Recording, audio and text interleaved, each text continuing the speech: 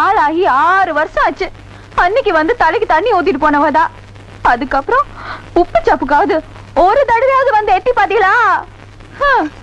அரிசி அள்ளி பாப்பாரும் இல்ல, மீன் ஊதி பாப்பாரும் இல்ல.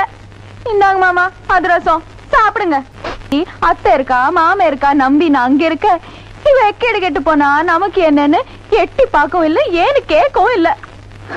என் கூட சமைஞ்சவெல்லாம் இடுப்புல ஒண்ணு வயத்துல ஒண்ணுன்னு இழுத்துட்டு அலையறாள. நீங்க சும்மா இருக்கீங்க. இந்தாங்க முறுக்கு சாப்பிடுங்க.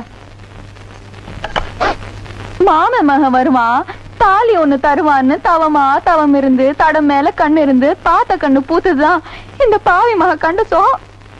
அன்னையில இருந்து இன்னைய வரைக்கும் இடுப்புல அந்த தாலிய சொருகிட்டு அலையற. உங்களுக்கு சிரிப்பா தான் இருக்கும், ஏன் சிரிக்க மாட்டீங்க? இருந்தாலும் நீங்க ஆம்பளை புள்ளைய பெத்தவளாச்சே. பட்டணத்துல படிச்ச பையனுக்கு பட்டிக்காட்டுக்காரிய கட்டி வச்சா நாளைக்கு அவளுக்கு பவுசா வாழ தெரியுமோ இல்ல ருசி ஆக்க தெரியுமோன்னு நீங்க ஒண்ணு பயப்பட வேணாம்.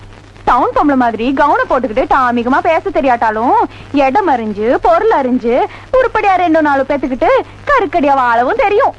அப்பதான் என்கிட்ட அடிக்கடி சொல்லும், அடியே உனக்கு என்ன அழகுல குறைச்சலா இல்ல அறிவுல குறைச்சலா, ஏண்டி இப்படி ஒண்ணுக்கு மத்த கருவா என்ன கட்டிக்கிறதுக்கு ஒத்த கால நிக்கிறேன்னு. வாழ்ந்தாலும் செத்தாலும் அவரோட தான்.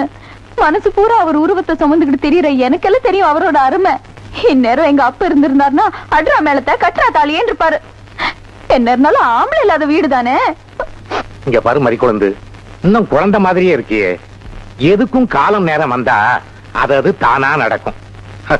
வள்ளியம்மா கூட்டிட்டு போய் சாப்பாடு போடு. வாமா. ஏத்தே மச்சான் எப்ப சாப்பிட வருவாக? அவன் எப்ப வருவான்னு யாருக்கு தெரியும்? ஊர்க்காரையும் அது இதுன்னு சுத்திட்டு வருவான். நீ போய் வெத்தலை துப்பிட்டு குளிச்சுட்டு வா போ.